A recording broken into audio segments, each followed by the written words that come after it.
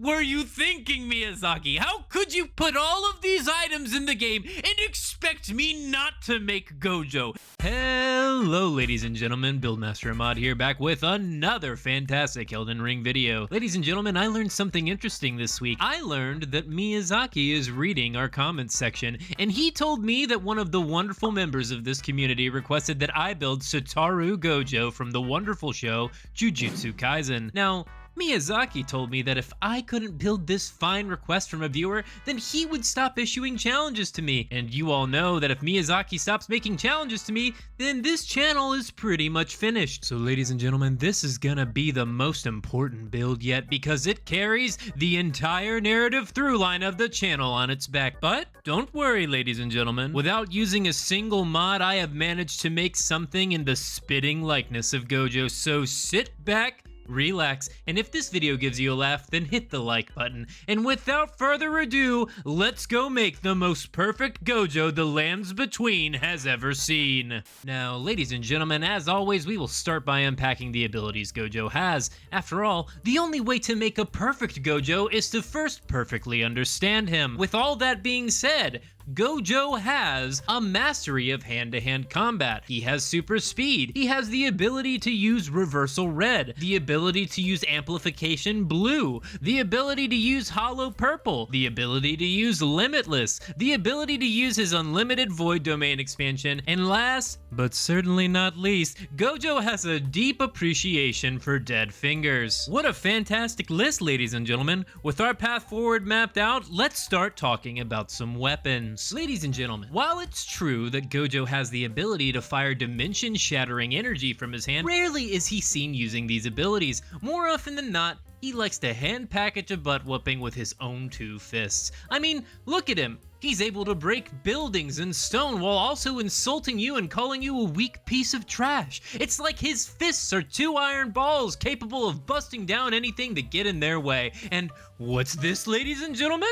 Miyazaki has placed the iron ball fist weapon in Elden Ring? Well, we'd have to be crazy not to take advantage of this conveniently similar weapon. And just like that, ladies and gentlemen, we can begin to sling our giant iron balls around in inappropriate places. But ladies and gentlemen, this is just the beginning. You see, the Jujutsu Kaisen universe establishes its power hierarchy through an occult energy called Cursed Energy. Cursed Energy is just like Ki from Dragon Ball Z or Chakra in Naruto, only instead of your power being based on how hard you train, it's based around how big your geode collection is and how readily you can recite this month's star chart. Cursed Energy is basically associated with the supernatural. After all, Jujutsu Kaisen is all about fighting dead people, giant bodybuilder plant monsters, and one-eyed purple-headed monsters who erupt when agitated.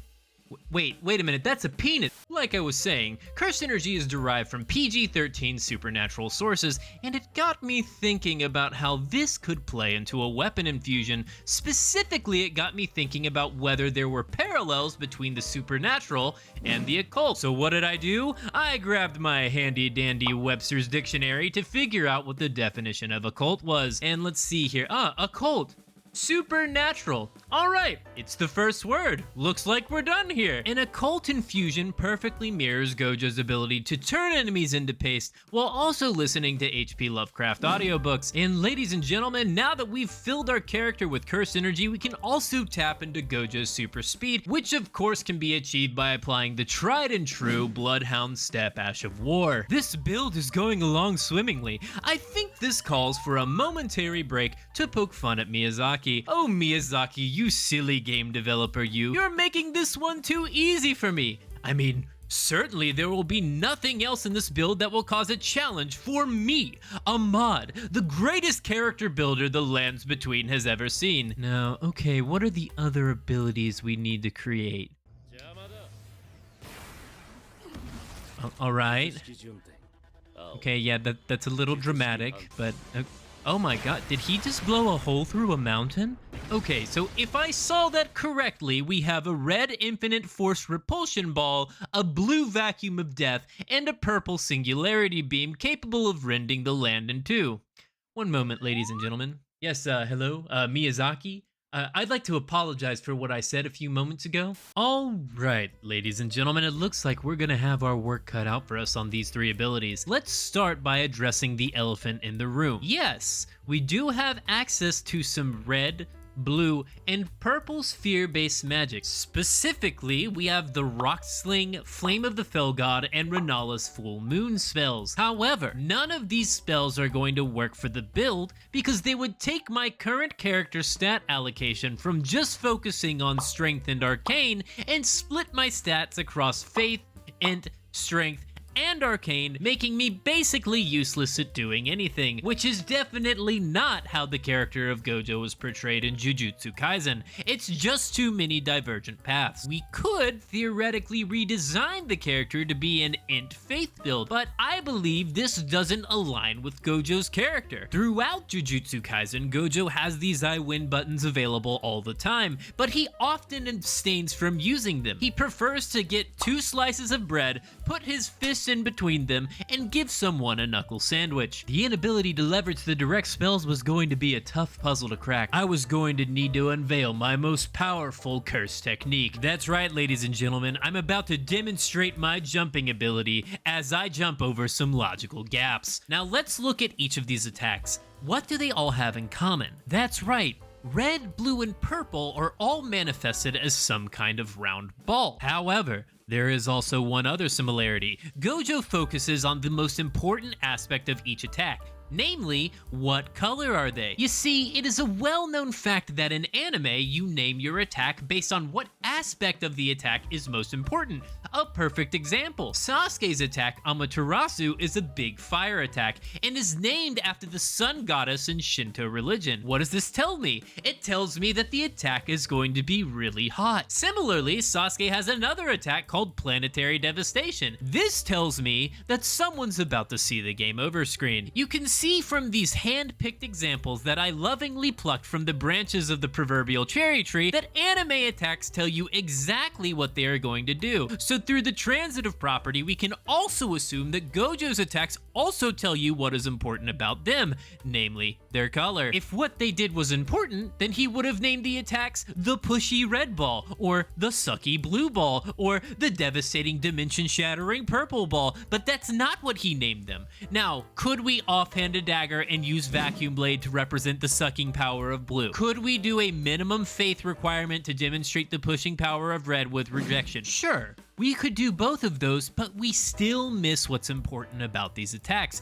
They aren't round, and they aren't the right colors, and gosh darn it, I refuse to deliver solutions that don't align with our characters. We are trying to build the perfect Gojo after all, and not only that, the pride of this community is on the line. I will accept nothing short of perfection. And with that, I started doing some research. I began scouring Gojo's wiki and rewatching episodes of Jujutsu Kaisen, trying to find any crumb that could give me a lead. I searched the Elden Ring wiki high and low, looking for some kind of projectile sphere of the appropriate color, and then I found it. Ladies and gentlemen, the solution we were looking for was not a spell or a weapon. No, we were looking, ladies and gentlemen, for a consumable. I present to you, ladies and gentlemen, the freezing pot, the explosive stone clump, and the gravity stone chunk. I hope you all have stretched, ladies and gentlemen, because it's time to reach. Now, ladies and gentlemen, let's start with each of these items. What's the first thing that they have in common? That's right. They're all round, achieving the first requirement of being a sphere-like projectile. Second, each of these is the appropriate color. The explosive stone clump is red, the freezing pot is blue, and the gravity stone chunk is purple. But I hear you, Miyazaki. Ahmad, you know that what the attack does is important, and Miyazaki, even though I laid out a perfectly logical, not cherry-picked foundation disproving that notion, I'll humor you and go a step further. The explosive stone chunk releases a detonation on the enemy, and what's that? they're knocked backwards from the locus of the explosion, almost like they've been pushed. Or how about the freezing pot? They apply a freeze debuff on the enemy. And Miyazaki, I ask you, what happens when you become frozen? That's right, movement is impeded, including the free movement of gas atoms like oxygen. We can see in cryogenically frozen objects that they are incapable of breathing at all. This is a similar result to what would happen if someone was trapped inside of a vacuum without a breathing apparatus. But surely, there's no way that I could create a land-sundering effect of hollow purple. Right? Right? Right? Wrong. Tell me, Miyazaki, what happens when I toss the gravity stone? Oh, it looks like it distorts and impacts the ground beneath it, just like Gojo's hollow purple technique. That's right, Miyazaki. It's not just round. It's not just the right color. It's also perfectly accurate. What were you thinking, Miyazaki? How could you put all of these items in the game and expect me not to make Gojo? This is just too easy. Now, ladies and gentlemen, it's time to dive into the final aspects of Gojo's character. I'm of course referring to his abilities Limitless and his domain expansion Unlimited Void. Satoru's clan, the Gojo clan, possesses a unique ability called Limitless, where they can effectively slow down enemy attacks to a standstill. To the naked eye, it looks like the enemy has literally stopped moving, but this is not actually what is happening. Limitless causes the enemy to endlessly move against the gap between themselves and Gojo.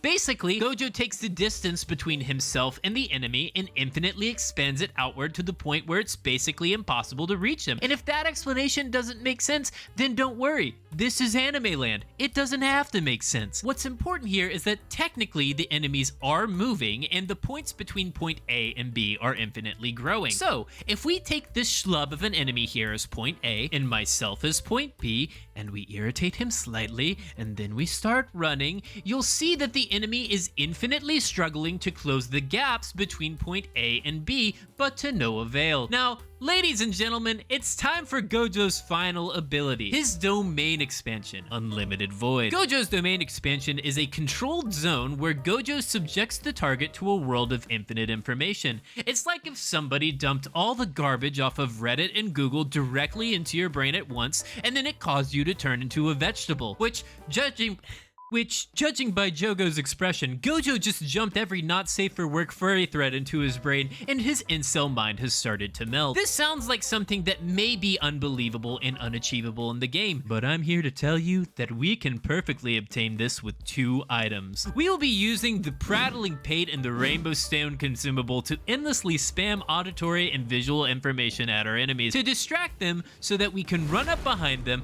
and kill them with 1 attack. I'm on a roll, Miyazaki, and there's nothing you can do to stop me. But ladies and gentlemen, all of these attacks are secondary to the actual core of Gojo's character, which is hanging out with people who like dead fingers. And while we won't have some pink-haired protagonists come by and eat these bad boys, there most certainly are dead fingers everywhere in the lands between. And with that, we can go talk about some talismans. Now, ladies and gentlemen, we will be starting out with the talisman section with the Axe Talisman. Ladies and gentlemen, if you pair the Axe Talisman with the Iron Ball Fist Weapon and the Stone Barb Crystal Tier, then you're going to see more knees than a man at an Amish pornography convention. It's absolutely ridiculous. Next, we will be using the Star Scourge Heirloom to boost our strength and the Green Turtle Talisman to better optimize our stamina economy. Finally, it may come as a surprise, but Gojo has a mild healing factor in his reverse curse technique. So to represent that, we will be using the Blessed Dew Talisman. Ladies and gentlemen, on the screen now I've got my character spreadsheet. My builds assume rune level 160 because that's a level you can reach by exploring the lands between thoroughly, which I highly recommend. But for those of you who are in the level 120 range, I've provided that on the screen as well. And there you have it, ladies and gentlemen. You can, in fact, create Satoru Gojo, despite Miyazaki's best effort. Did you enjoy watching me make this character? Then check out how I built Sasuke Uchiha from Naruto.